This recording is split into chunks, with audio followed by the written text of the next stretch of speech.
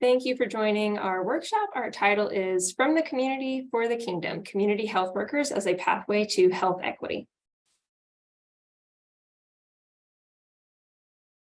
My name is Carolina Garcia. I am Senior Community Health Worker. My name is Betsy Swann. I'm the Community Health Manager. And my name is Washburn. I'm the Community Health Program Manager. So we all work at Siloam Health, which is a faith-based nonprofit providing whole person healthcare for the culturally marginalized in Nashville, Tennessee.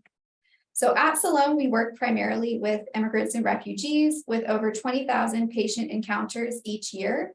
We serve 6,500 patients annually who come from 80 homelands and speak 50 languages. The three main areas of focus at Siloam Health are providing medical care for the underserved, promoting community health among immigrants and refugees, and then we also offer student education for the next generation of healthcare providers. So we all three work in the community health department.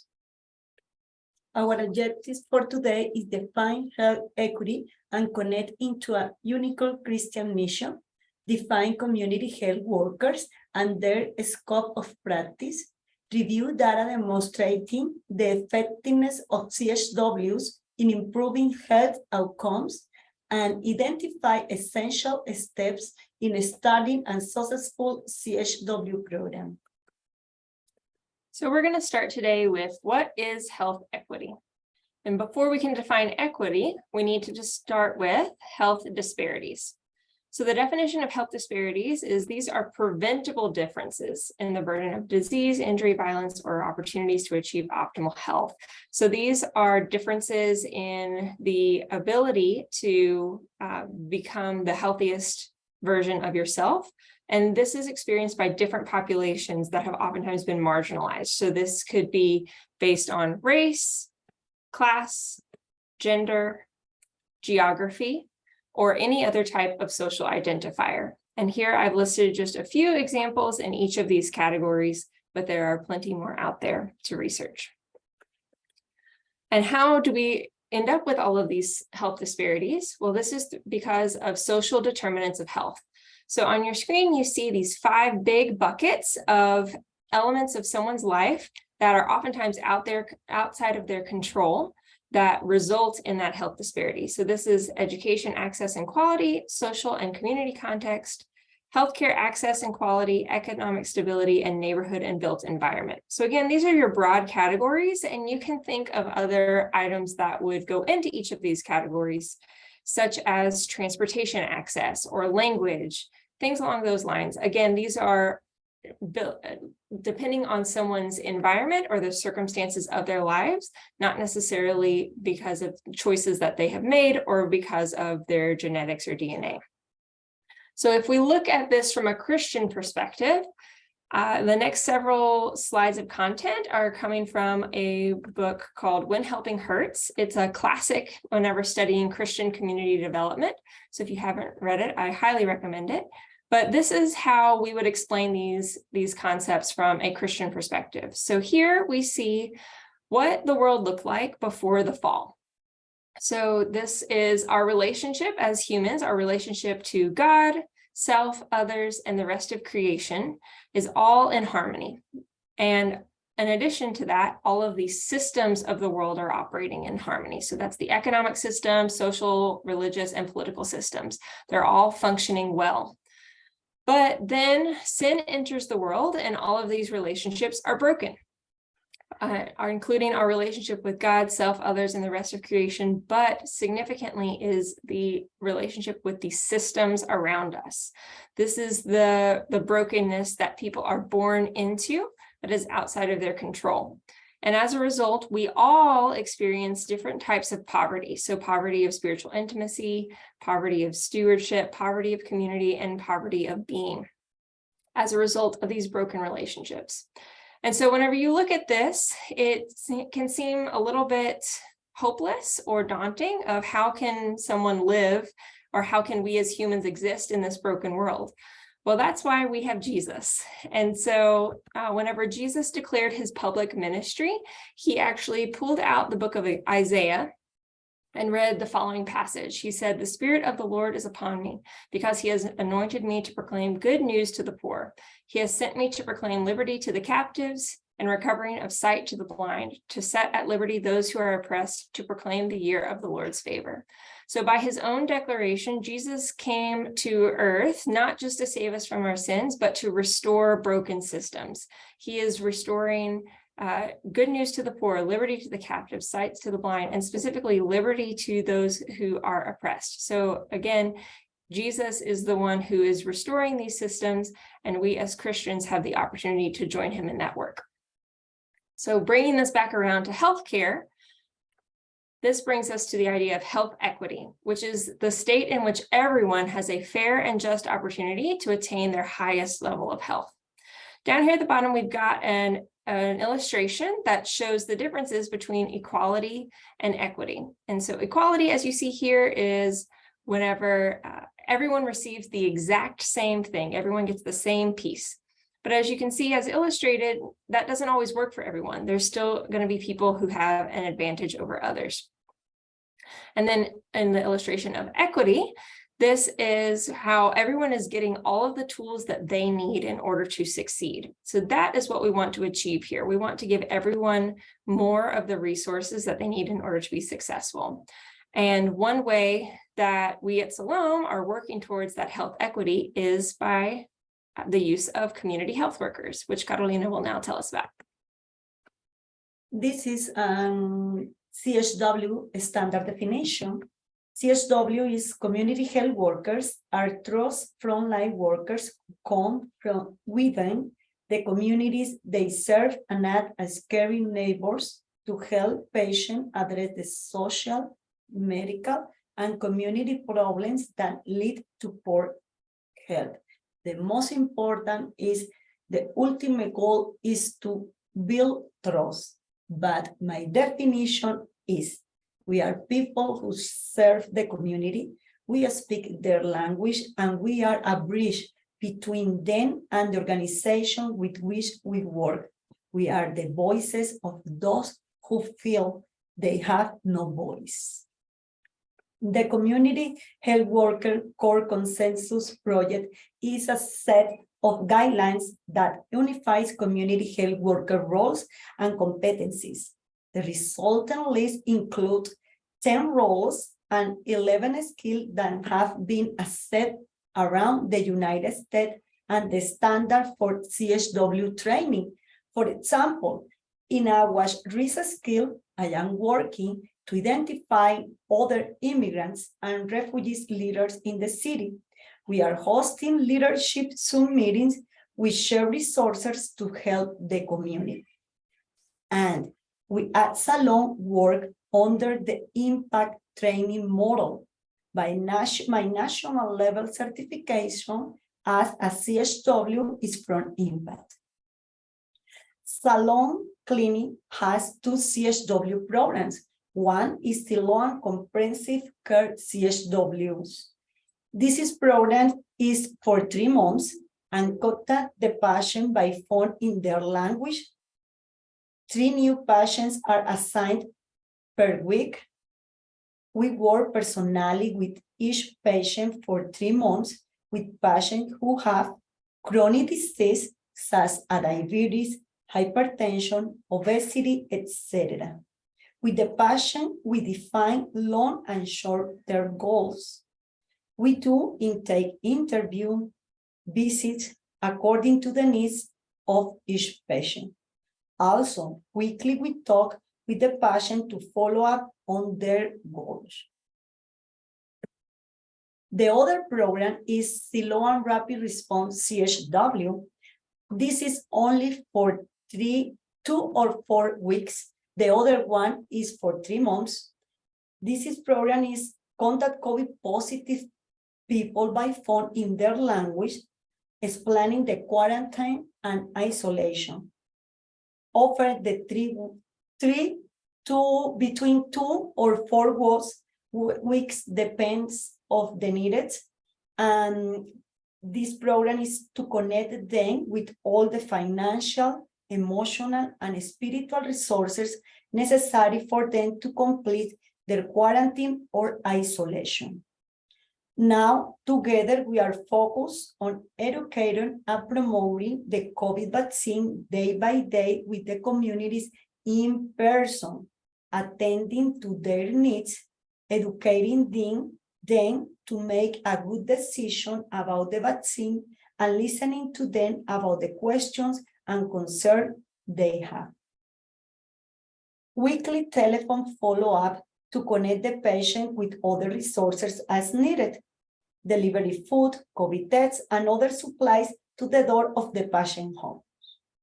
I go to events like vaccination sites, food distribution events, food banks, local malls, community festivals, schools, ESL classes for adults, with the purpose of serving the community in person, building trust between them and us, and creating opportunity for partnerships with other organizations. My day is always very full of different activities.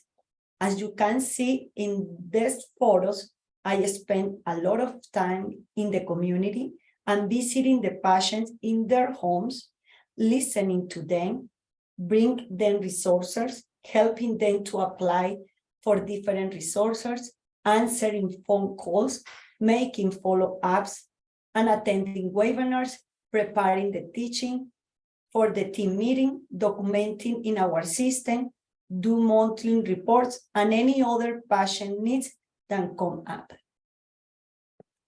So now that you've heard from Carolina about what CHWs do, I want to share about some of the evidence behind the CHW model. So there have been hundreds of published research studies that demonstrate the effectiveness of CHWs and CHW programs. Most of these studies focus on chronic disease management and how CHWs address those social determinants of health, like Betsy was describing earlier, and also how CHW programs can save money for health systems. So several studies have described how CHW intervention results in measurable health improvements, specifically in underserved or under-resourced communities. So examples from the literature for how CHWs can improve chronic disease management, including improvements in diabetes control, cardiovascular disease, hypertension, cancer prevention, and asthma control. CHWs do this by helping to encourage healthy habits, assisting patients in keeping necessary appointments, and educating on how to access health resources like screenings. Other studies have described the ways in which CHWs address and improve social determinants of health.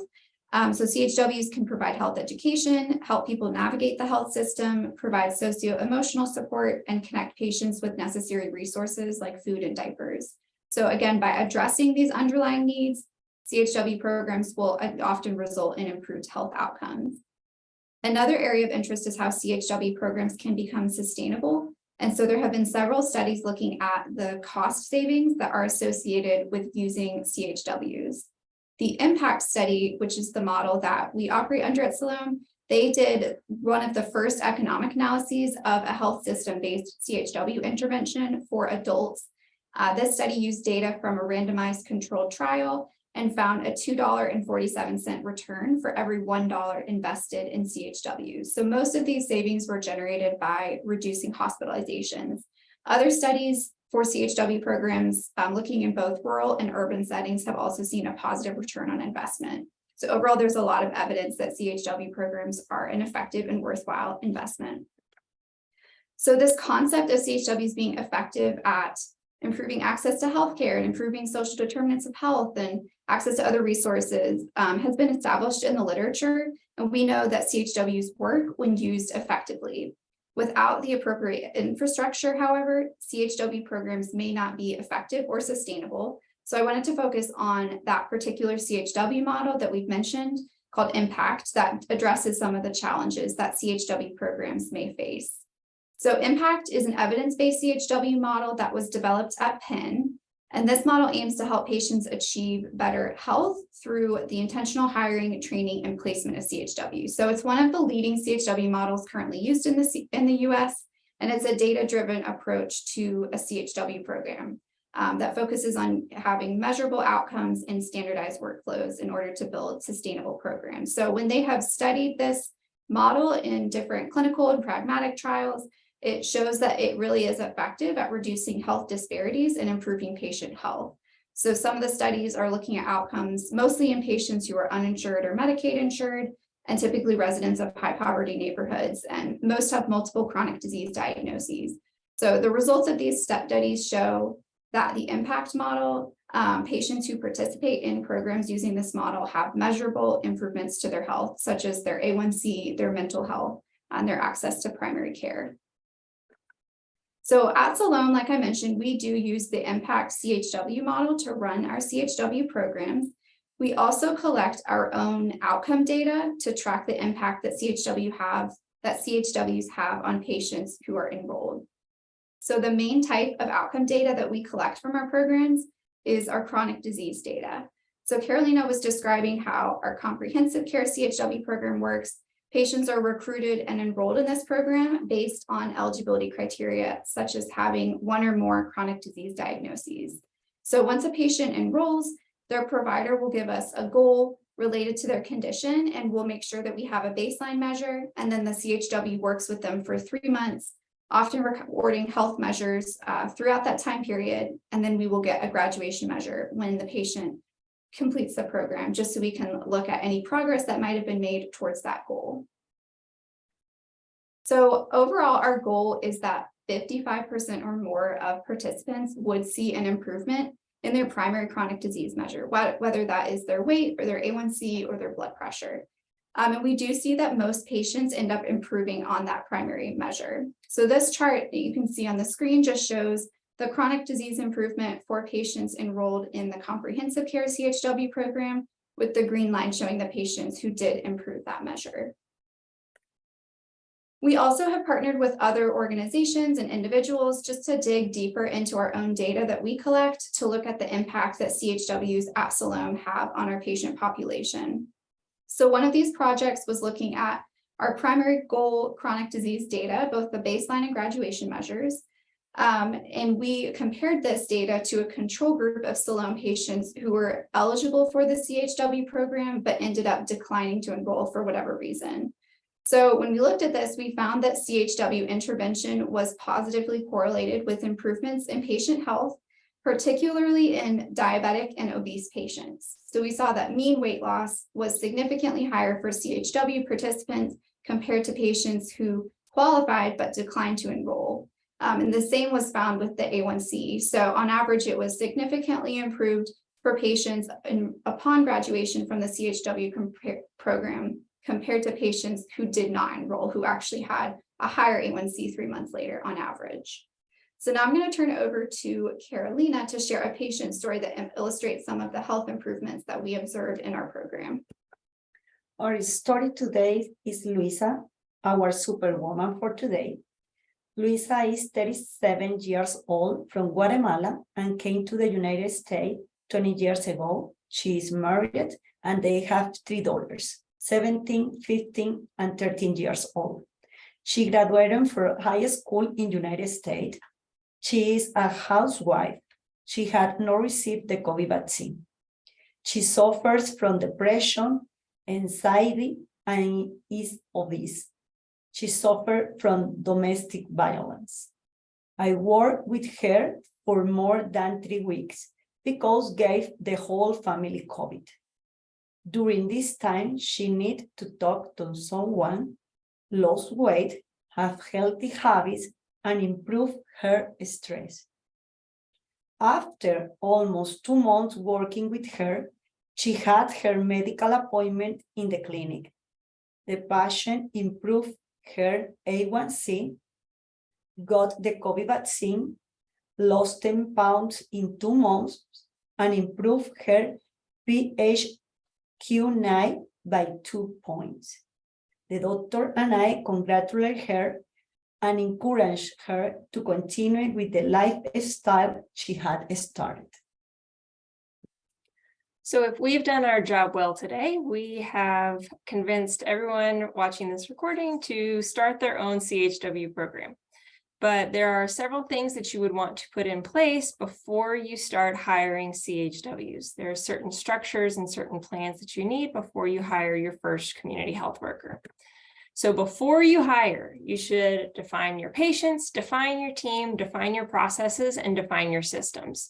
So first, defining your patients. You want to think through which diagnoses you're wanting to address in your program, or in which zip codes your people you want your CHW serving. You cannot serve every patient that walks through your door in the CHW program, and you can't have your team members driving all over town, which is why you need to put some parameters around which specific patients you're seeking to serve. Similarly, you want to put a defined length of time that a patient will participate in the program. Because needs tend to be ongoing, it's important to have a specific graduation date, which motivates the CHW and motivates the patient to achieve goals. In terms of defining your team, it's important to have a strong infrastructure and having an entire dedicated team, department to this work. And you also want to scale over time. You don't want to start out by hiring 10 CHWs. You want to start small and build over time. You also want to determine the scope of practice for your CHWs. Are they allowed to take blood pressure? Are they allowed to have their own scales whenever they go visit patients in their homes? What sort of skills are they allowed to have? And how does that work with their patients? You want to set specific work hours because patients will have needs 24 hours a day. So in order to establish those boundaries, it's important to know when your CHWs are going to be working. And also, you want to think through what sort of training you want your team to go through. As we've already named, our team uses the impact model, but certain states might have CHW certification programs, or colleges may have a CHW certificate program as well. So you want to look at what is available to you in your context. To define your process, you need to figure out how you're going to connect to patients. Do not rely on referrals. We have learned that referrals from providers tend to be either feast or famine, which results in inconsistencies and unpredictability for a CHW's caseload. So instead, we use an active recruitment process to add patients to a CHW's caseload on a regular basis. You also want to think through your care team integration. How are they going to communicate with the nurses and the providers? How are they going to interact whenever they share a patient? Also, you want to think through your safety plan and similarly a home visit protocol, because you are going to be sending patient or CHWs out into patients' homes, and you want to make sure that they remain safe. To define your systems, your CHWs will definitely need an office. So a lot of times people think CHWs spend 100% of their time out in the community, and that's just not true. So they need a desk, they need a chair, they need a place to do their work. You also want to think about your mileage reimbursement plan and policy, because your team is going to be spending a good portion of your time driving and out in the community, and you're wanting to build in that flexibility and still make sure they get paid properly. And speaking of flexibility, they're going to need technology that allows them to move. So they're going to need a work cell phone. Please avoid using their personal phones in order to set good boundaries with patients, but also using a laptop or a tablet allows them to be mobile. And you're also going to want to think through your documentation system. How are the CHWs going to document the work that they do? Just like a provider has to chart, the CHWs have to document the work that they're doing.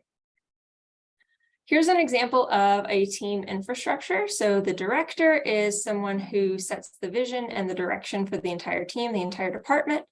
The coordinator is someone who is really working with the data and running the reports in order to add patients to the caseloads.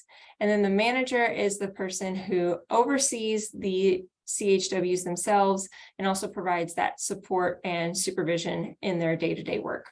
So your CHWs, we have found it is easier if they are full-time employees, and we also offer them support by doing weekly team meetings and then weekly one-on-one meetings with the manager. So now that you've finally thought through all of your structures, you need to find the right people that you want to hire. So it is very important to look for the heart of your candidates rather than the hard skills of your candidates. Here in this heart, this comes from the Community Health Worker Core Consensus Project.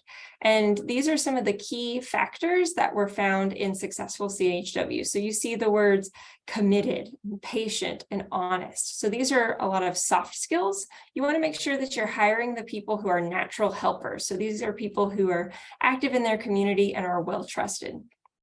And you want to refer from the community. So whether that's from your patient population or a local community center or church entity, these are the people who stand out in those communities are going to be the people who make the best CHWs. Then we recommend doing a group interview, which shows people a candidate's people skills and how they interact with others. And then your final candidates should come in for an individual interview, which is where you can really see some of those hard skills and see if they would be a good fit in the team. And just a tip is to hire your CHWs in pairs if possible.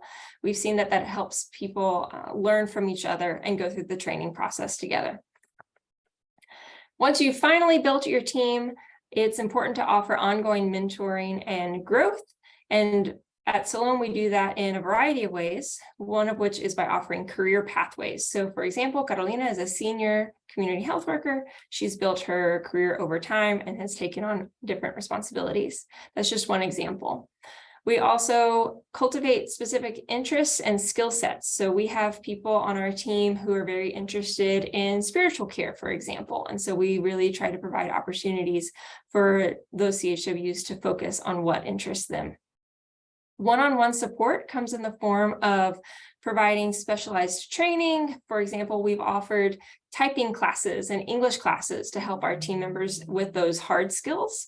And then we do offer in-house trainings in the form of quarterly or annual retreats, and then also weekly team meetings where we offer ongoing training. And then we create margin for external trainings, whether that's conferences, webinars, or workshops. Again, this is you're cultivating your workforce for long-term success. So as Betsy shared, there's a lot of groundwork to be done when it comes to implementing a successful CHW program. So once you've set up your program infrastructure and hired the right people and you're actually running your CHW program, it's important to consider how you're going to evaluate your program so that you're able to keep track of what is going well and what could be improved. So first, I wanted to define what I'm talking about when I'm discussing program evaluation. So the CDC definition of program evaluation is a systematic method for collecting, analyzing, and using data to examine the effectiveness and efficiency of programs, and as importantly, to contribute to continuous program improvement. So typically evaluation involves looking at your processes, assessing your outcomes, and examining the overall impact that your program activities have on participants. So some examples of process data or process measures that you might be interested in collecting in your CHW program are patient demographic information. So this is important to collect because you want to have an accurate picture of who your CHWs or who your program is serving. So are you reaching your target population? So we work primarily with refugee and immigrant patients, so we track language data along with other variables. We also track measures related to recruitment and enrollment processes on a regular basis. So this might be helpful for you as you are considering how you're going to set up your CHW program. You might want to know how many eligible patients are actually coming through your clinic. How many patients are you actually enrolling, and how many are you serving on a quarterly or yearly basis? You can also look at the types of contacts that CHWs are having with patients. So it's important to know what types of contacts they are, how many contacts patients are getting, so how many face-to-face encounters, how many overall contacts per week, and what types of goals are they working on with patients. So all these types of process measures can be helpful just to keep an eye on how your program is doing. So moving on to outcome measures, in addition to the chronic disease measures, which we talked about earlier in the presentation, you might also be interested in tracking improvements in social determinants of health for patients. So you could do this via a screener. We have started using the Prepare screener. Again, social determinants of health are these conditions in which we live, work, and play. And since CHWs are usually addressing these in their work, we wanted to be able to track any improvements that might occur as a result of CHW support. So Prepare is a standardized assessment tool that looks at things like housing status, employment, resource needs, and social and emotional needs. So you might be interested in rolling this out. You can ask both baseline and graduation questions just to track any changes that might occur. So another type of data that might be useful for your program to collect and track is COVID data.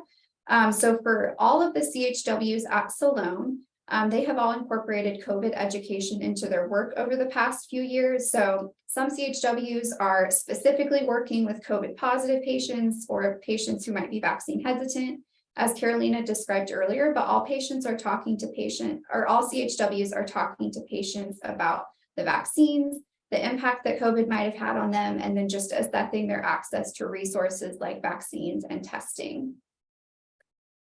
So I wanted to start wrapping up by talking a little bit about how you might store your CHW program data. So for us, we use 3 main tools. So we use our EMR at Salome to find eligible patients for CHWs to recruit. We also use this to track who's coming into the clinic. So for comprehensive care patients, where we're tracking health measures over the course of several months, we're documenting these measures every time a patient comes in who's currently enrolled or might have graduated from the CHW program. So we just want to keep track of their A1C, their weight, and their blood pressure. So that's what we use our EMR for. It's also really important to have that documentation system that we were describing earlier. So where a CHW is going to document their case notes and all of their encounters. So we use REDCap at Salome, which is a secure web application for building and managing online surveys and databases. We've set it up for longitudinal data collection, so collecting data over time. CHWs record all of their case notes in here, and most of our program data is in the REDCap projects that we've set up. So we really like this. It's been a great tool for us since it's user-friendly and relatively easy to set up once you know what type of data you want to collect, and you can edit your projects along the way as well. And then if you're collecting other data that doesn't necessarily need to go in your EMR, or it doesn't fit quite as neatly into a REDCap patient profile and it's non-sensitive, you can definitely record it in other tools like Excel or Google Sheets. This has been great for us to track our activities like our community outreach. And then I just wanted to finally note that CHWs really play a crucial role when it comes to data collection and evaluation. So as we mentioned before, there are core CHW skills that have been identified by the C3 project, and data evaluation and research skills are some of those. So at Salome, our CHWs collect data in a variety of ways on face-to-face encounters, on a home visit, or meeting patients at the clinic. They do this over the phone, and then they're also out in the community, often administering surveys and collecting data in just a variety of different ways. So it's really important to equip your team well to be accurate data collectors and evaluators, and this will really benefit your program in the long run. So now I'm going to turn it over to Carolina to close us out. We've covered a lot of information today about CHWs, the work that we do, and how to be successful in your own program. And the end of the day, the most important thing is to remember why we do this work. It's about serving our neighbors. It's about creating a more just society. It's about giving everyone the resources they need to live the healthiest life they can. As a Christians, we value each life and every community as created in the image of God. CHWs are a means of restoring the world and bringing God's kingdom to earth. Jesus didn't come to be served, but to serve. Thank you. Thank you so much for listening to our presentation. We've included some additional resources that might help you if you're thinking about starting your own CHW program, and feel free to reach out to us if you have any questions.